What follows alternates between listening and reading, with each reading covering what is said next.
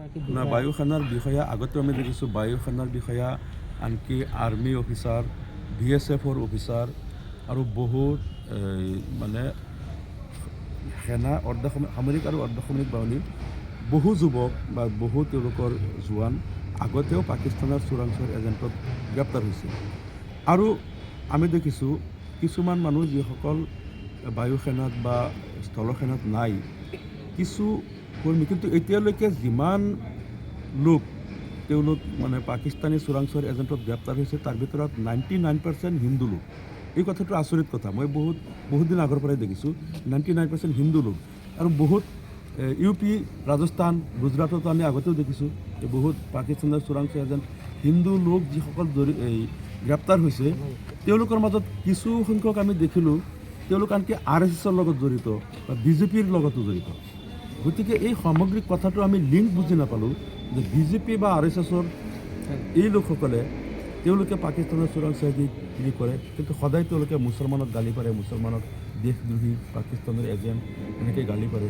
গতিকে এই এটা সময়ত মুছলিম লীগৰ লগত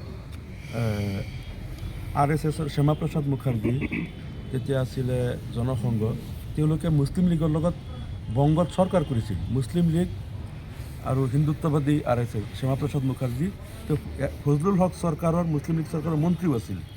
গতিকে সেই মুছলিম লীগ আকৌ এতিয়া পাকিস্তানৰ জনক, তেওঁলোকে পাকিস্তান গঠন কৰিছে। সেই যে পুৰণা তেওঁলোকৰ সম্পৰ্কটো RSSৰ মানে মুছলিম লীগৰ লগত তেওঁলোকে একেলগে চৰকাৰ কৰিছিল।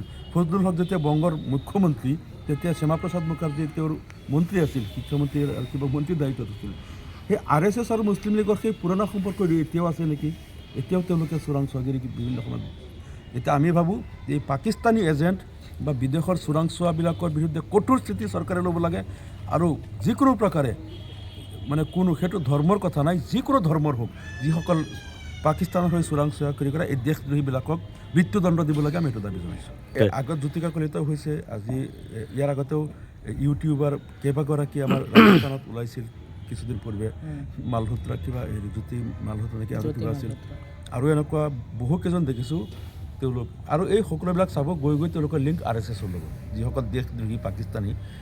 আৰু এইবিলাক তেওঁলোকে মুছলমানক বদনাম কৰিবলৈ তেওঁলোকে সেইবিলাক কৰে নে তেওঁলোকে সেই পুৰণা RSS আৰু মুছলিম লীগৰ যে মিত্ৰতা আছিল সেইটোৰ কাৰণেই সেই বন্ধুত্ব এতিয়ালৈকে ৰাখিছে নাজানো। কিন্তু আমাৰ কথা হ'ল চৰকাৰ কঠোৰ হ'ব লাগে আৰু পাকিস্তানী চোৰাংচোৱা আৰু বিদেশী এজেণ্টক মৃত্যুদণ্ড দিব লাগে, যাতে ভৱিষ্যতে কোনেও আমাৰ দেশৰ লগত গাদ্দাৰী কৰিবলৈ সাহস নাপায়।